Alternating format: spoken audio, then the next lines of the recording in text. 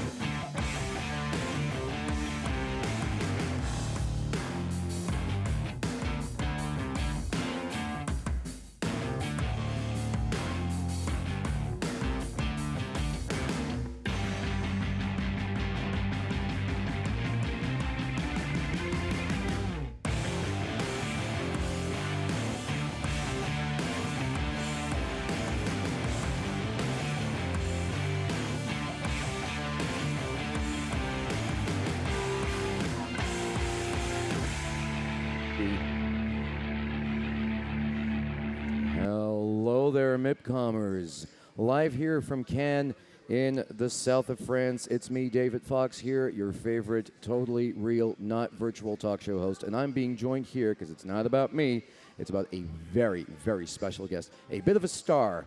Tell us who you are. My name is Desiree Akhavan. And obviously you're at MIPCOM for good reason.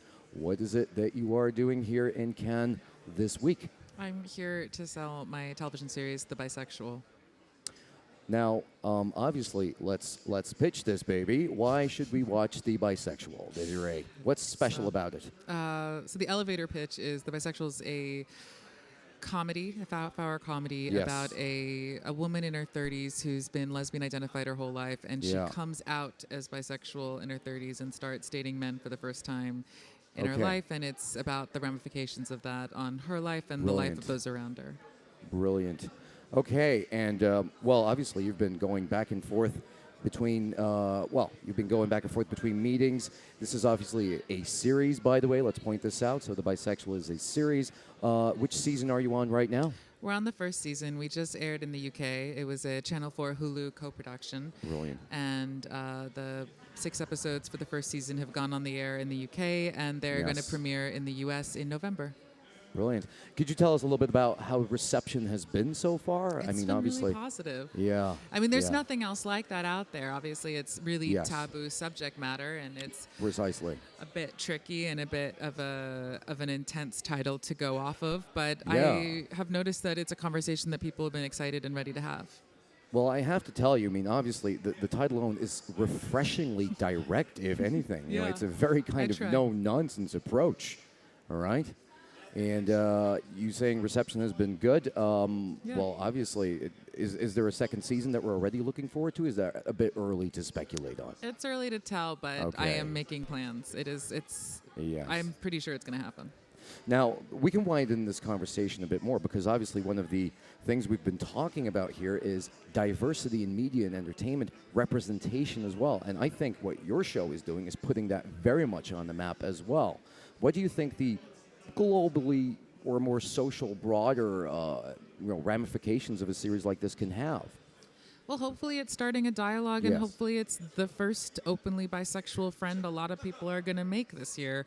It's about opening those floodgates and having a dialogue and a conversation that people have been uncomfortable to have. I think a lot of people who are bisexual are afraid to come out as bisexual and live Yes, according yes. to who they happen to be dating at that time. So if they're in a same-sex relationship, they're gay.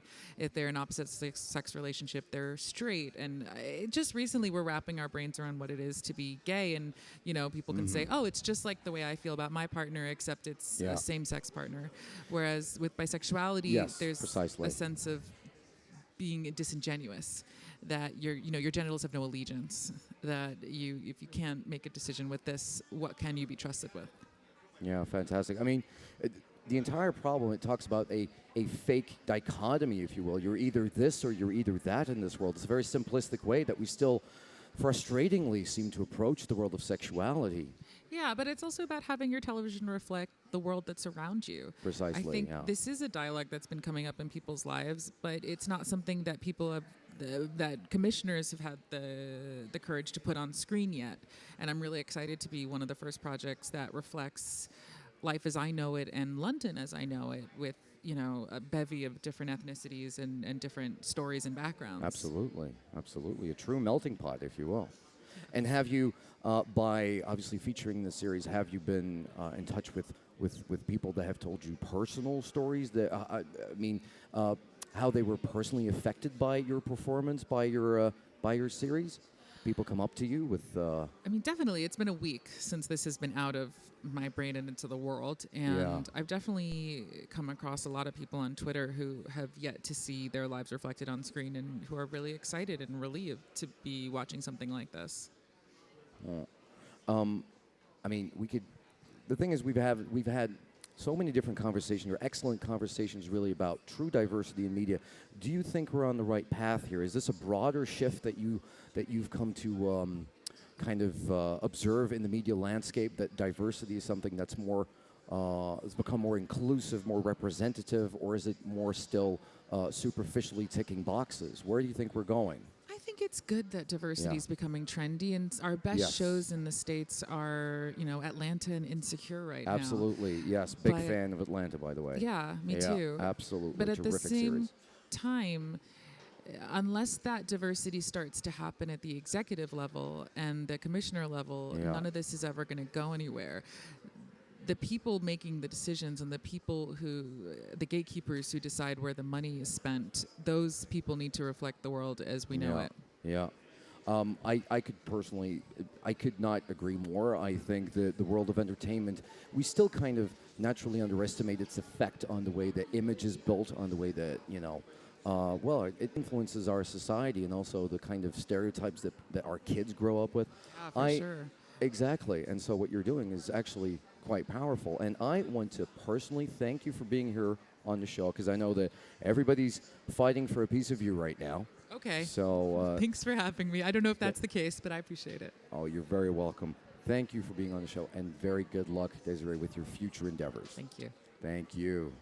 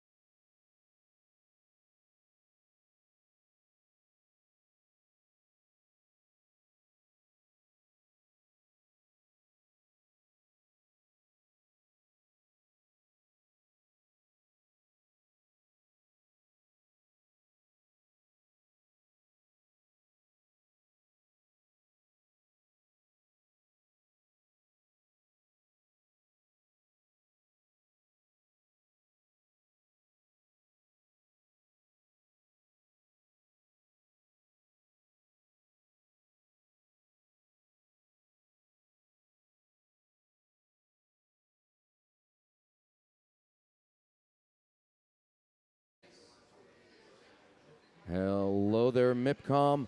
MIPCOM Ken, how are you doing?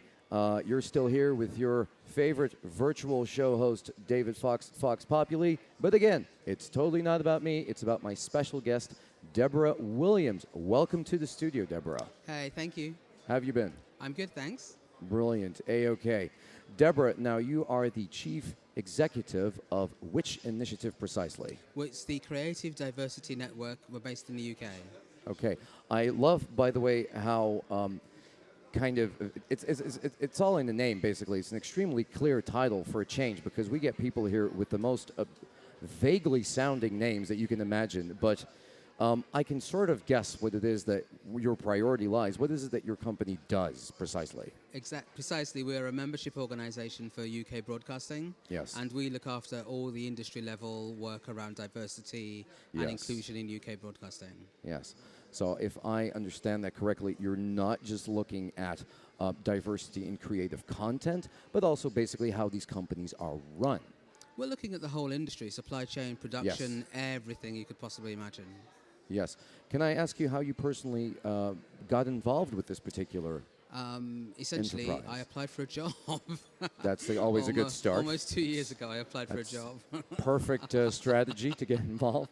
I aimed high, I think, and they aimed low, so we sort of found a middle ground. Perfect. Where they employed You're a very me. modest person. I can already see that. But were you involved with the creative industry before that point? Before that, I was essentially, my background is I'm an actor, a writer, a performer. I spent a lot of time in theatre in particular. And then in the 2000 or so, 2011, I moved into policy making, first with arts and performing arts, etc., and then into film. So I created the diversity standards for the British Film Institute. Yes. And then I moved into television. Okay. So if I get it, I mean, your background, you're a bit of a Renaissance woman here, huh? Kind of, okay, excellent. Now, obviously, I mean, diversity has been part and parcel of our ongoing discussion here at MIPCOM. And, well, tell us, would you say that right now diversity we're moving towards the right direction in terms of how diversity is fairly addressed within the creative industry? What's the situation right now? Where are we in this ongoing struggle? I would say there has been progress. Yeah. Not as much as there needs to be and as much as I want and as fast as I would hope, but there has been progress. 5 years ago, we would not have been having in-depth conversations about diversity at MIPCOM. I think I agree with that, absolutely. There would not have been so many diverse participants and guests here. So I think we're moving there, but I do think that there's still a long way to go. Yeah, I think I'm sorry to say that I very much agree with that. Would you... Obviously, you're focusing on national trends, global trends, regional trends? Yeah, all of them. I think in the UK, the work that we do is very much about... we manage a project called Diamond, which is the world's first. So the broadcasters built it, which is an online monitoring system for diversity. So within that, we monitor who's on screen and who makes television in the UK. And then we try and use that as our baseline for developing projects and initiatives and looking around, leading the discussion and the debate around what needs to happen next and what's working and what's not working. And then, I'm called on quite a lot to do that internationally as well. Yeah. What would you say are the toughest obstacles for this problem? I think what's keeping us back? Awareness is one, and acknowledging that the ways that we work in the industry are problematic. I think the harassment and the Me Too movement have been quite interesting for the industry. Absolutely. But whether or not they're going to change anything in terms that's a of different question, how people behave, how people work, is the next big question, I think.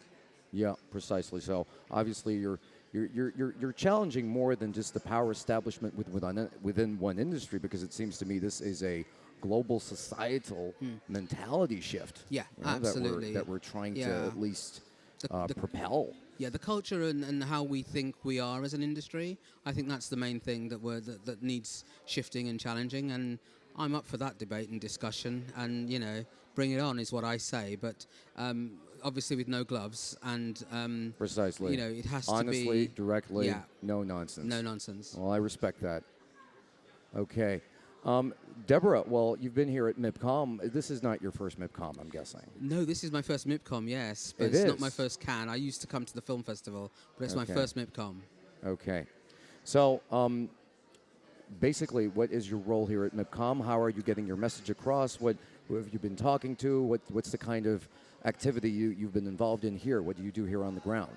On the ground here this year, I was a speaker, so I chaired the Yes. panel this morning, the Diversity and Inclusion Precisely. sponsored by A&E Networks session on, it starts at the beginning, the development stage, and sort of chairing a panel looking at what happens at development stage and how we can make sure that the diversity is included.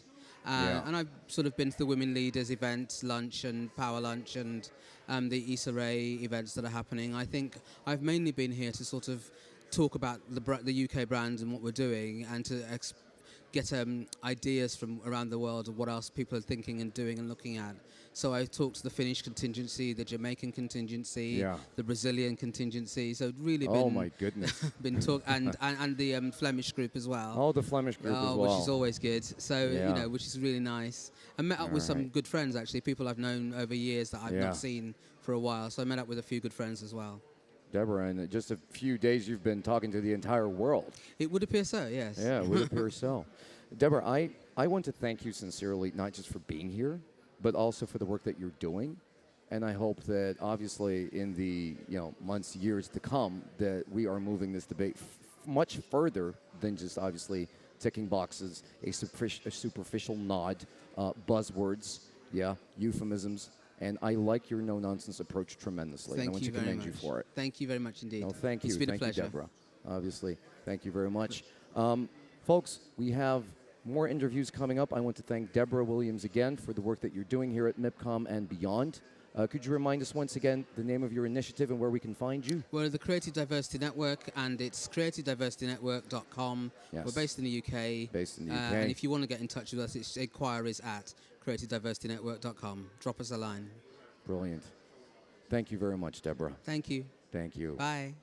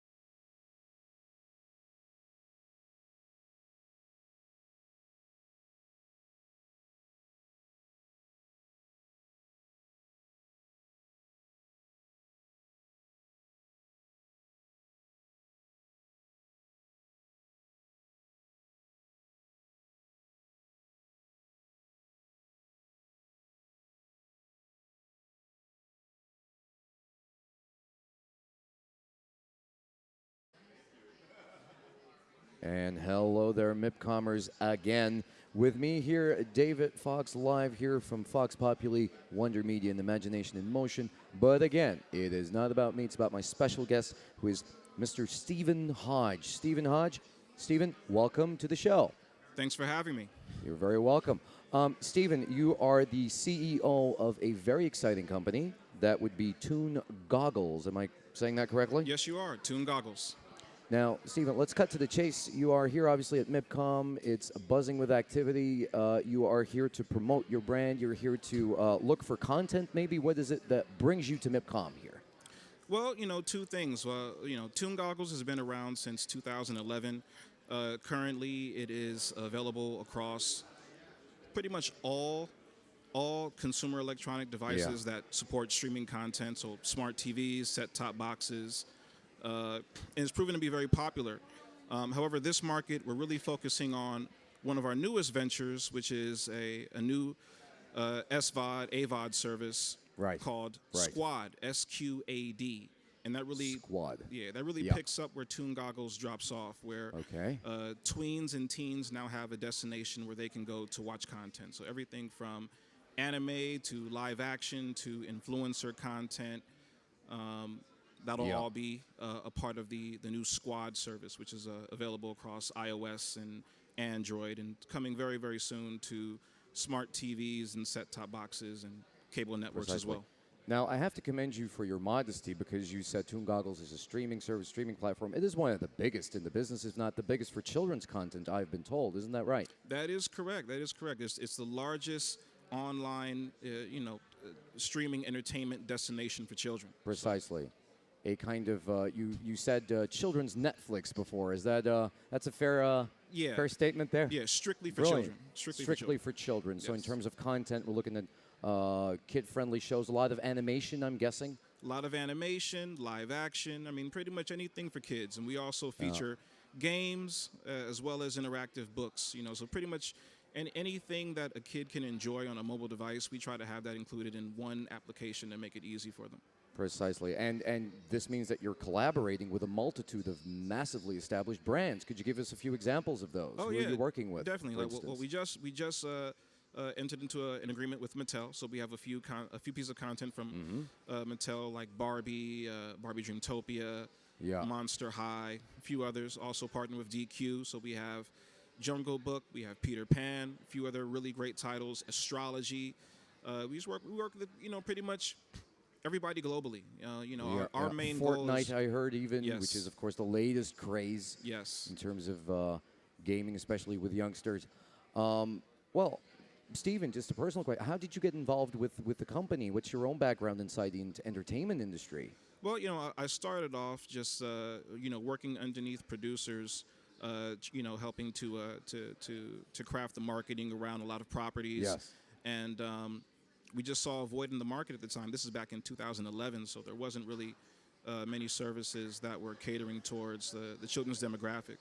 So what we were able to do was create the online destination, which is Toon Goggles, which started off as a website, quickly spread into mobile devices through the iPad, and then smartphones, and then smart TVs, and that grew us to where we are right now as a premium online destination for children streaming content.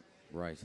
Now, obviously, we're here to talk about diversity in all its forms and facets inside the entertainment industry, and since that you're working with children's content, I mean, the potential influence of the content that you put out there on the formation of a worldview and personal identity narratives for kids is huge. How is your company contributing to the world of diversity in entertainment? Well, I think in itself, it starts with the company itself. So, the entire staff of Toon Goggles is very diverse. Yes. From, just different races, different backgrounds, males, females, which all have influence in the content that's picked up. But then also by attending markets like MIPCOM and other international markets for content, we're able to pick up content from all over the world. So we have content from everywhere: France, Russia, the entire world. The entire world. I can see how that widens your perspective. Exactly. Now, you've mentioned, I think, a very important thing to make, which is so easily overlooked, is also the internal structure of a media-related company. The fact that internal diversity reflects not just richness and wealth in terms of content, but I mean this is absolutely key, right? Exactly. Yes. It makes sure that we're always looking out for everything. We want to make sure that everyone is represented, and that content is there that that my kids can relate to, Precisely. and other people's kids can relate to, and so it makes sure that there's something for everybody on our network.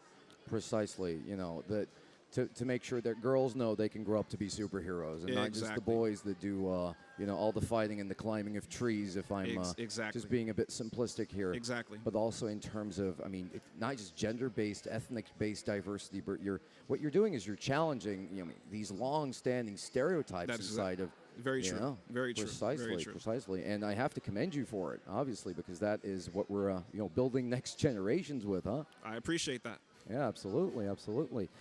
So obviously, it's been a busy MIPCOM for you. Basically, has it been a success so far in terms of, obviously you're working, you're looking for new content, you're hunting for talent. How's MIPCOM been for you so far? It's been great so far. I mean, a lot of companies, or pretty much everyone that we're talking to, is very excited about Squad, the new service, SQAD. Yes. And we've been picking up a lot of great new content, and actually aligned ourselves with a lot of great new companies that have amazing content that's going to be brought to us. And with a lot of this content, we'll be the first, if not the only service in the U.S. at least, to feature this content on its platform. But keep in mind that our service in itself is global. We're available in over 196 territories worldwide. Wow. So, yeah, it's definitely been a great market for us. Absolutely. Another personal question for you, Stephen. I mean, Yes. working with children's content would seem this would keep you supremely young, all right? I don't know. Why do you like working with children's content? Is it something that keeps the mind creative and playful? I would think so. To be honest, I think one of the big motivating factors was myself having kids. So Exactly. I have, so yes, Relatability. Yeah, exactly. So me myself having kids, I see what my kids are watching, and I have an understanding of kind of what they're into, what toys they like, and what they're consuming on TV, and I wanted to make sure that I was a part of that in some way. So it does keep me involved. It keeps me young for now until they get too old for it. But I can see that. I can see that. And that's the kind of actively involved dad that we like to see here. Appreciate that. No, absolutely. Stephen, I think I'm going to thank you now for joining the show. I wish you all the best with your endeavors, obviously within Toon Goggles and beyond. And I want to thank you again for coming to talk with us. Thank you for having me. You're very welcome. All right, take care. Take care.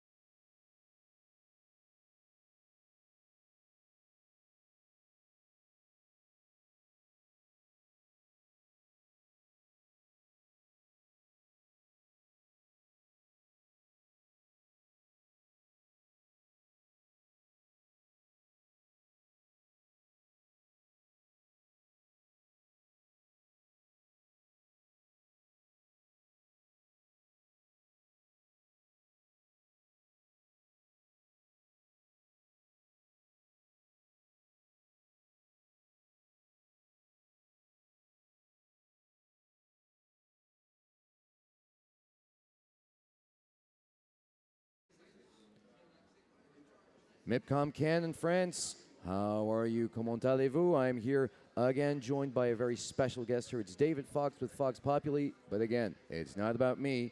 It's about my guest here, who is Douglas Karr, if I'm getting that right. That's Douglas? right. Yeah, it's so great to be here. Oh, you're very welcome. You're very welcome. And we're going to have a little bit of a tech talk here because you're working for a company called, now I have to kind of remember this, Hardfork Entertainment? That's right. That's exactly Okay, it. well, let's grab a bite of that. Hardfork Entertainment. Now, this is a technical term that I think we're going to have to explain to our non-tech specialized crowd. What does hard fork mean before we start digging into the particulars here? So a hard fork is a term for when a cryptocurrency splits into two. And basically, it's a means to either create a new currency or a means to shift an existing currency down, improving on the tech, changing the tech, making governance decisions to change how it works. Okay, now cryptocurrency obviously is one of these new technologies that have taken the world by storm, really. Huh? They really have. Now, Bitcoin is the big one still, I'm assuming. And you told me beforehand that even your company got started with a particular cryptocurrency that invested in you or that you invested in?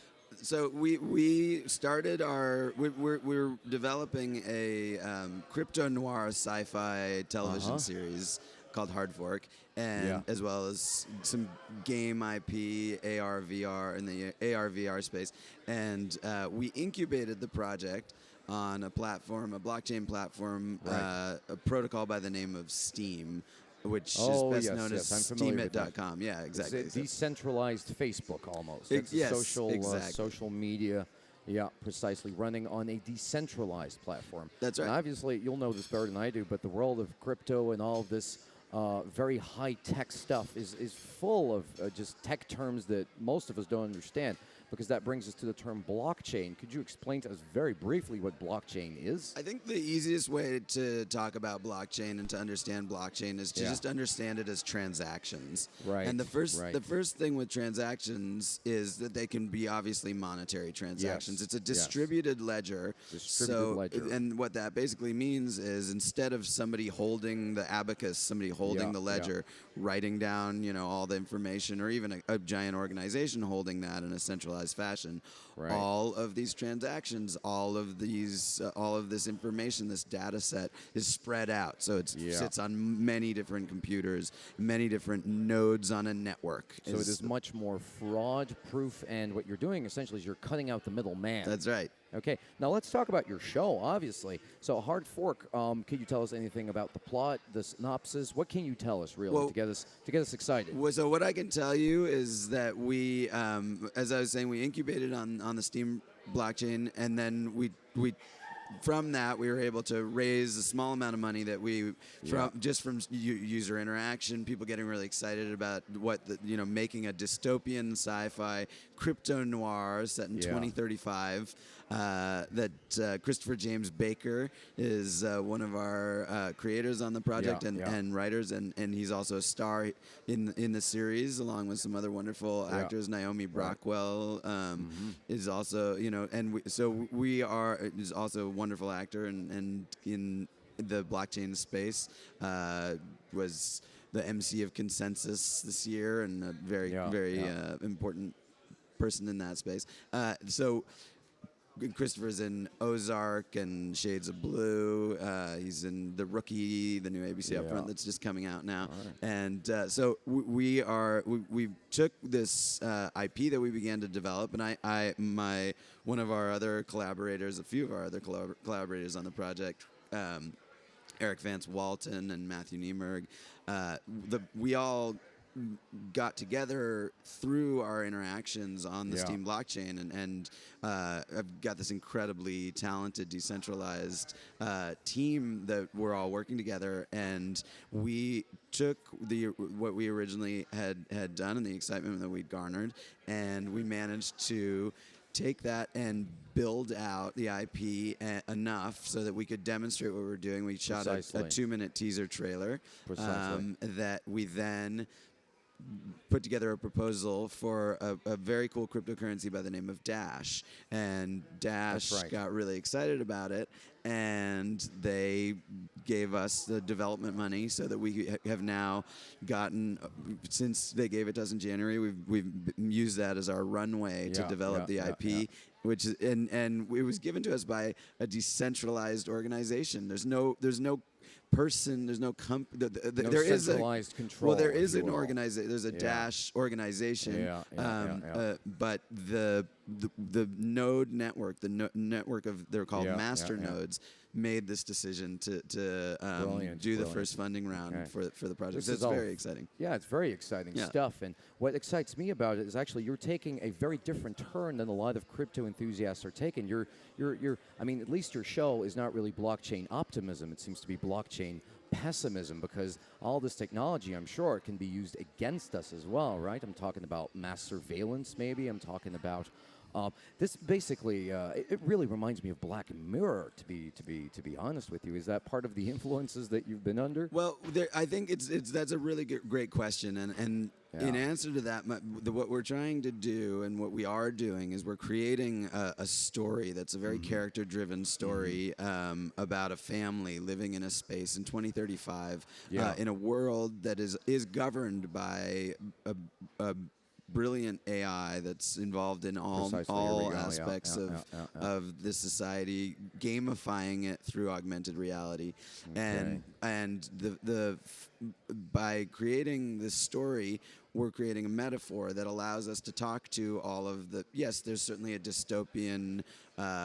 lot of dystopian possibilities once you're being a futurist and looking at what's going to happen. And same with artificial intelligence. Exactly, and I think what's really interesting to us is like you take artificial intelligence and you take these complex data sets and all of these things that you can do with blockchain, and from smart contracts to non-fungible digital assets. There's a whole bunch of governance that can happen with blockchain, and there's a push-pull between centralized and decentralized. We're seeing that in the real world. We're exploring that on the show. And in the first season, yes, it is a very dystopian reality. But once we get into the second season, there's a flip, and you'll see in season 2 of Hardfork, the decentralized factions get put in a position where they have a lot more power, and so it becomes there's a utopian version of what these, where we can go with these things. And our reason for wanting to make this series is very much around educating, creating an incredibly entertaining piece of media series that people can watch. That's House of Cards, that has in a science fiction world that talks about governance and how it's going to change and how our society is going to change, but from a family's perspective. Okay, Doug. Well, that all sounds excellent, and I mean, you've given us so much information. You're blowing my mind here with with your likewise. Your this tech is incredible. Well, what do you mean what tech? I'm just a regular guy. There's nothing special here. One more question here, Doug, before we let you go. When can we expect the series to come out? When's that happening? So when's the big, launching of the coin? Well, that's a great question, and this is our first foray to market. We're out here at Cannes for MIPCOM, and we've just come out of the sort of like cone of silence of creative isolation, which has been an incredible process with the creative team on this. And so we're just now starting to take it to partners that can help us take it worldwide. So stay tuned. Brilliant. Okay.